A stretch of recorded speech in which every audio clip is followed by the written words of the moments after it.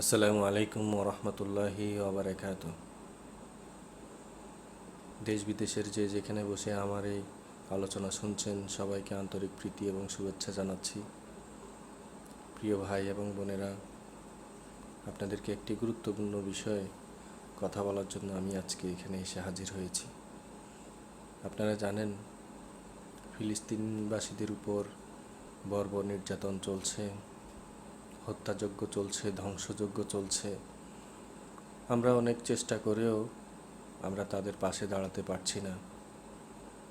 আমাদের মনের আর্তনাদ যদি আমরা বুঝাতে পারতাম, আমরা যদি বলতে পারতাম, হে আল্লাহ, আপনি ফিলিস্তিনবাসীদের পক্ষে সাহায্যকারী হয়ে যান, হে আল্লাহ, আপনি মজলুমের পক্ষে দাঁড়ান, হে আল্লাহ, আপনি আমাদের ফরিয়াদটুকু শোনেন, কিন্তু আমরা তো সেটাও পারছি না।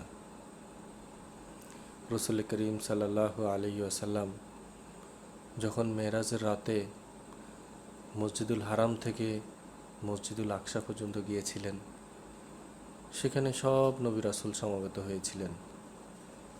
সেখানে তিনি পৌঁছার পর আজান দেয়া হয়েছিল, আকামত দেয়া হয়েছিল। নবী রাসূলরা সেখানে কাতারবন্দি হয়ে দাঁড়িয়েছিলেন।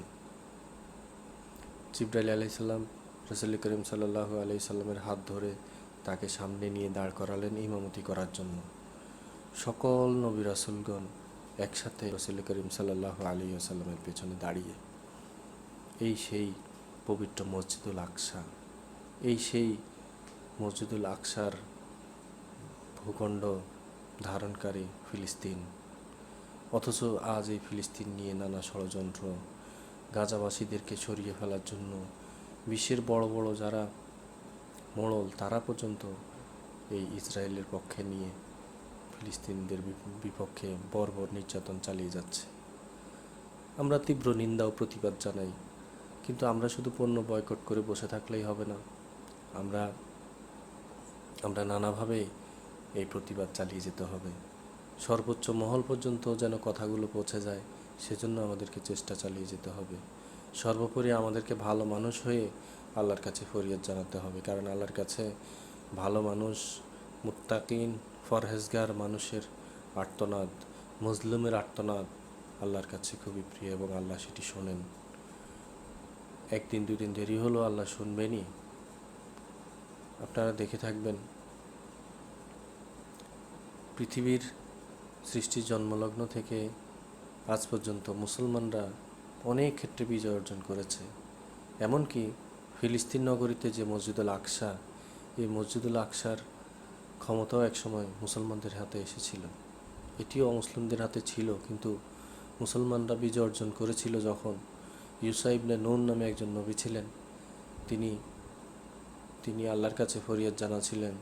যখন আসর সমবেত হয়ে গিয়েছিল, আসর নামাজের আজান দিয়ে দিয়েছিল, তখন তিনি হতাশ হয়ে গিয়েছিলেন, আল্লাহর কাছে ফরিয়াদ জানাচ্ছিলেন যে আল্লাহ, সূর্য আপনার গোলাম, আমরাও আপনার গোলাম, আপনি সূর্যকে থামিয়ে দিন যেন আমরা বিজয় অর্জন করতে পারি। আপনারা দেখে থাকবেন, বুখারী শরীফের হাদিসের মধ্যে এটি আছে। সূর্য থেমে গিয়েছিল এবং মুসলমানরা বিজয় অর্জন না করা পর্যন্ত সূর্য আর অস্ত যায়নি। তা আল্লাহ কেন দোয়াটি কবুল করেছিলেন? তখন তারা নিতান্তই ভালো মানুষ ছিলেন, ফরজগার মুত্তাকিন ছিলেন, আল্লাহ তাদের দোয়া কবুল করেছিলেন। কিন্তু আমরা তো ফরজগার মুত্তাকিন হতে পারিনি। অথচ আমরা আল্লাহর নিতান্ত অতি নগণ্য আল্লাহর বিধানগুলো, অন্তত 5 ওয়াক্ত নামাজ আমরা আদায় করি না। এই নামাজটা আদায় করেও যদি আমরা আল্লাহর কাছে ফরিয়াদ জানাতাম, আল্লাহ হয়তো শুনতো। এখনও সময় আছে, আমরা ফিরে আসি আল্লাহর দরবারে, আল্লাহর কাছে ফরিয়াদ জানাই, তাহলে হয়তো আল্লাহ আমাদের কথা শুনবেন। বিশ্বে মোট জনসংখ্যার প্রায় 4 ভাগের 1 ভাগ হচ্ছে মুসলমান। বর্তমান বিশ্বে মোট জনসংখ্যার 23% হচ্ছে মুসলিম, আর এই 23% মুসলিমের সংখ্যা দ্বারা 190 কোটি। 190 কোটি মুসলমানের মধ্যে যদি আমরা 1 কোটিও ভালো হয়ে আল্লাহর কাছে ফরিয়াদ জানাই, আল্লাহ কেন আমাদের ফরিয়াদ শুনবে না? নিশ্চয়ই শুনবে। যুগে যুগে দেখা গেছে, মুসলিমরা যখন বিজয় অর্জন করে তার আগ মুহূর্তে জালিমের জুলুমের পরিমাণটা বেড়ে যায়। আমরা যুগ যুগ ধরে দেখেছি এবং চারপাশে তাকালেও আমরা দেখতে পাবো। আর এখন ফিলিস্তিনের যে নারী, শিশু, অসহায় মানুষ, তাদের উপর ইসরায়েলি সৈনিকদের অত্যাচার নিতান্তই বেড়ে চলেছে এবং এতটাই বেড়েছে এটা মানে বলার অপেক্ষা রাখে না, এতটাই বেড়েছে। এবং আশা করা যায় খুব শীঘ্রই ফিলিস্তিনের বিজয় আসবে, ফিলিস্তিন আবার বিজয় অর্জন করবে, আবার ফিলিস্তিন মুসলমানদের হাতে চলে আসবে। আমরা সেই আশাই করব। ফিলিস্তিনের পবিত্র ভূখণ্ড, ফিলিস্তিনের পবিত্র মসজিদ আল আকসা মুসলমানদের হাতে কর্তৃত্ব নিয়ে আসবে, এই প্রত্যাশা আমরা রাখছি। আল্লাহ তাআলা বলেন, পবিত্র ও মহিমাময় তিনি, যিনি তার বান্দাকে রাতে ভ্রমণ করিয়েছিলেন মসজিদুল হারাম থেকে মসজিদুল আকসা পর্যন্ত, যার পরিবেশ আমি করেছিলাম বরকতময়, তাকে আমার নিদর্শন দেখানোর জন্য। তিনি সর্বশ্রোতা, সর্বদ্রষ্টা। সূরা বনী ইসরাঈলের 1 নম্বর আয়াতে আল্লাহ মসজিদুল আকসা সম্পর্কে বলেছিলেন। কতটা পবিত্র, কতটা বরকতময় এই জায়গা, সেটি আমরা এই অল্প কয়েকটি কথার মাধ্যমেই বুঝতে পেরেছি।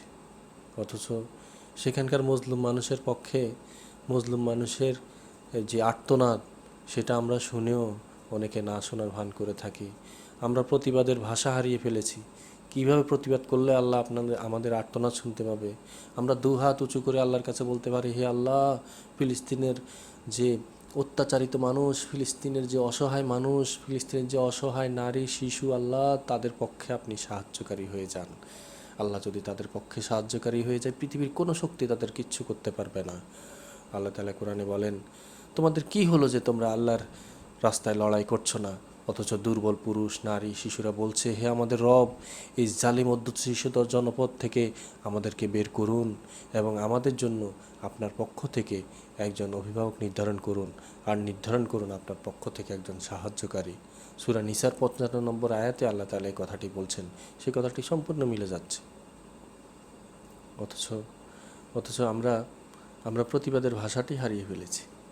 আসুন, প্রতিবাদের ভাষা হোক দোয়ার মাধ্যমে, প্রতিবাদের ভাষা হোক বিভিন্নভাবে বলার মাধ্যমে, আমরা যেন সারা বিশ্বের সকল মুসলিম একসাথ হয়ে আল্লাহর কাছে ফরিয়াদ জানাতে পারি এবং তার আগ মুহূর্তে আমরা যেন ভালো হয়ে যেতে পারি।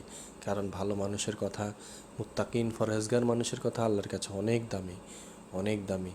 এবং আল্লাহ সেই কথাটি শুনে আমাদেরকে আবার বিজয় অর্জন করবেন, আমাদেরকে ফিলিস্তিন আমাদের তথা মুসলমানদের হাতে দিয়ে দিবেন, এই আশাবাদ আমরা ব্যক্ত করছি। ফিলিস্তিনের বিজয় কামনা করে, ফিলিস্তিনের অসহায় মানুষের বিজয় কামনা করে, ফিলিস্তিনের যে নির্যাতিত, ফিলিস্তিনে যে ধ্বংসযজ্ঞ চালাচ্ছে ইসরায়েল বাহিনী, তাদেরকে আমরা পরাজিত করে আমরা যেন ফিলিস্তিনের অসহায় নির্যাতিত মজলুম মানুষদেরকে বিজয়ী করতে পারি। আল্লাহ পাক আমাদেরকে সেই তৌফিক দান করুন। আপনারা দেখে থাকবেন, এখনও পর্যন্ত ডোনাল্ড ট্রাম্প এবং নেতানিয়াহু এখনও বলেই যাচ্ছেন যে যে গাজা খালি করে দেয়া হোক, ফিলিস্তিন খালি করে দেওয়া হোক, সেখানে যেন তারা ব্যবসা বাণিজ্য করতে পারে, তাদের পরিকল্পনা আছে। অথচ তারা এই কথাও বলছে যে ফিলিস্তিনবাসীকে অন্যত্র সরিয়ে নেওয়া হবে। ঠিক আছে, সরিয়ে নেওয়া হবে, আপনারা সরিয়ে নেওয়ার ব্যবস্থা করুন, কিন্তু সেটা না করে আপনারা বোমা মেরে উড়িয়ে দিচ্ছেন। এমন ভয়ঙ্কর বোমা মারছেন যে মানুষ আকাশে উঠছে, এত ভয়ঙ্কর মিসাইল, এত ভয়ঙ্কর ক্ষেপণাস্ত্র নিক্ষেপ করছেন, মুহূর্তে ধূলিসাৎ হয়ে যাচ্ছে নারী, শিশু, অসহায় মানুষ, মজলুম মানুষ, মুহূর্তে ধ্বংসযজ্ঞে পরিণত হয়েছে। ধ্বংসযজ্ঞ হয়ে একেবারে মাটির সাথে মিশে যাচ্ছে, কিলোমিটার পর কিলোমিটার, মাইলের পর মাইল বিভিন্ন স্থাপনা। এভাবে ধ্বংসযজ্ঞ চালিয়ে আপনারা সেখানে ব্যবসা স্থাপনা নির্ধারণ করবেন? আল্লাহ কখনো সহ্য করবে না। আল্লাহ সাহায্য কামনা করছি, আল্লাহ সাহায্য কামনা করছি। হে আল্লাহ, আপনি মজলুম মানুষের পাশে দাঁড়ান। হে আল্লাহ, আপনি মজলুম মানুষের পাশে দাঁড়ান। আল্লাহ, আপনি মজলুমের পক্ষে সাহায্যকারী হয়ে যান। হে আল্লাহ, আমরা কথা দিচ্ছি, আমরা ভালো হয়ে চলবো, ভালো হয়ে থাকবো, আমরা আপনার দিকে ফিরে আসব। অতএব আপনি আমাদের কথা শুনুন, আমাদের ফরিয়াদ শুনুন, আমাদেরকে বিজয় দান করুন। আল্লাহ আমাদের এই ফরিয়াদটুকু কবুল করুন, আমিন। ওমা তৌফিক ইল্লা বিল্লাহ। আসসালামু আলাইকুম ওয়া রাহমাতুল্লাহি ওয়া বারাকাতুহু।